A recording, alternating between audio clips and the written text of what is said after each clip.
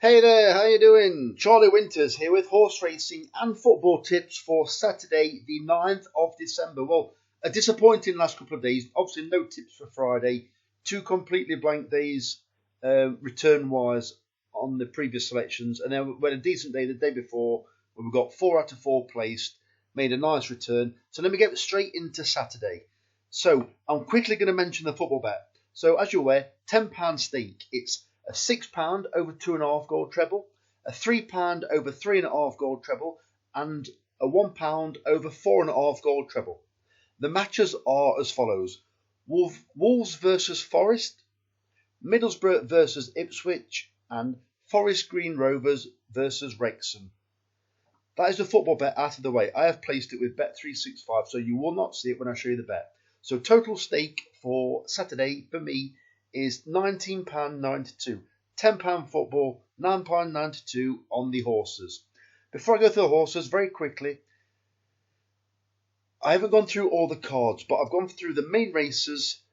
And I'll tell you what, to be honest, if anybody fancies any Dan Skelton horses, I wouldn't put you off.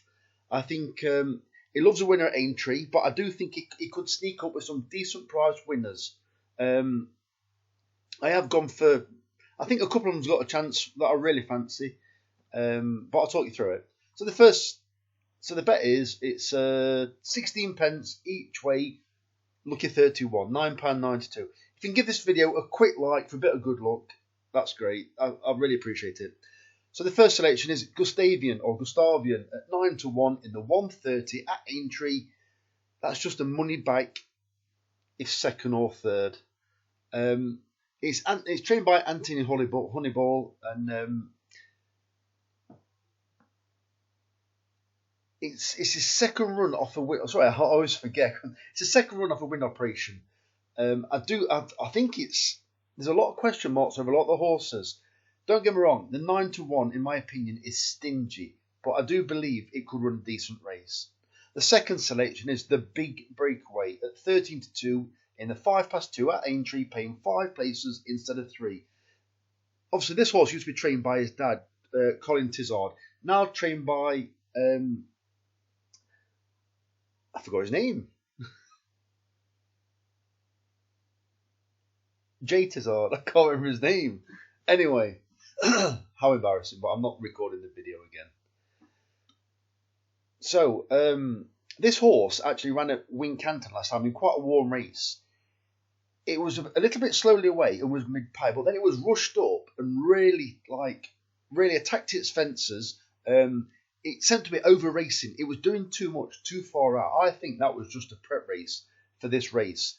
Colin Tizard did enjoy a run over the big fences and did well in these kind of races. I think there was another one round about this time over the big fences, and Colin Tizard always used to have some decent runners over him. Well, I can't remember his name. Son Tizard. I think this has got a cracking chance. It jumps pretty well, although it fell two runs ago. But I think if this horse is prominent and can get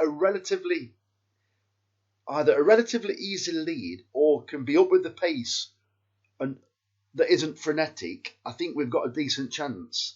It's not a massive price at 32, but I do think it's got a chance. Third selection is Langadan at 28 to 1 in the 225 at Sandown, paying 5 places instead of 3. This race, in my opinion, there's an awful lot of horses in this race that have got to improve further to figure. With it obviously being a handicap, they've all been running pretty well. However, they've got to keep progressing because a lot of the fancied horses, their handicap marks have gone up. Well, this horse is a danger. I think it could sit off what could be a strong pace, and it could gradually pick horses off as they begin to tire. This horse generally runs over further, so but I do believe it will be fine over this kind of shorter trip. It will be sat at the back. It's heavy ground currently at Aintree, and it will be hard work. And I think, it could be given a quiet ride, it does like soft ground, and even worse than that. And as I said, it could gradually get picking off the front runners and probably run a place if I'm being honest. The next selection is Eagle Prince at 7-1 in the 240 at Aintree, paying 4 places instead of 3. This is possibly my most interesting horse of the day. It's the highest rated horse in this race. I think it's a juvenile hurdle. It hasn't got a penalty. It has won already.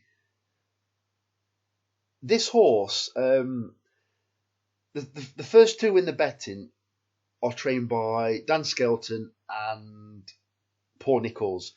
If those underperform, or they've got to actually match a decent standard met by this horse already. This horse has already got a Racing Post rating of 110, but it's got an official rating of 120. It's no back marker, not by any stretch of the imagination. And there is another horse in this race. This is okay of the hurdles still as well. But I do think this is the best horse in the race with the form, and I think 7-1 is a decent price with especially with the Nicholls horses and Skelton horse possibly only being like first and second favourites due to the reputations of the horses and the high profile trainers. The Paul Nicholls horse only got a rating of 98 on its win at I think it was at Wincanton, and this horse has already achieved 110. So already the Nicholls horse has got to improve. Do I think it will improve? Yes, I do. But I believe Eagle Prince is the most sensible value at 7-1. And finally, can you please keep an eye on this? In fact, I'm on this race already, so I'm going to show you. Right.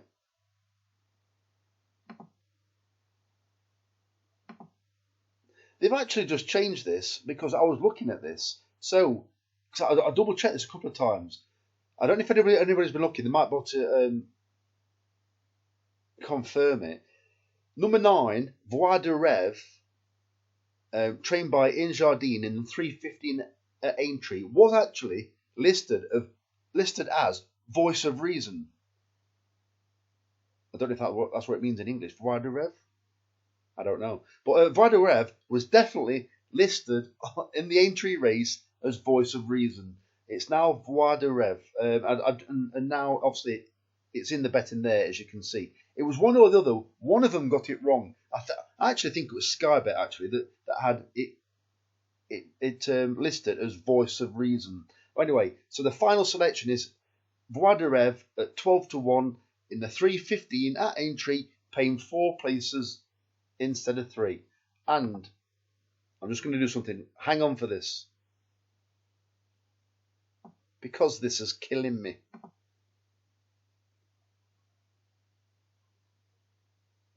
And finally, the big reveal. Joe Tizard. So, on that note, we can all sleep easy. So, we're 8.5 minutes in, purely the fact that I couldn't remember Joe Tizard's first name. So, fingers crossed, the very best of luck. I'm at work in the morning. I'm up at 4 o'clock in the morning. The very best of luck. Charlie Winters, over and out. Cheers, mate.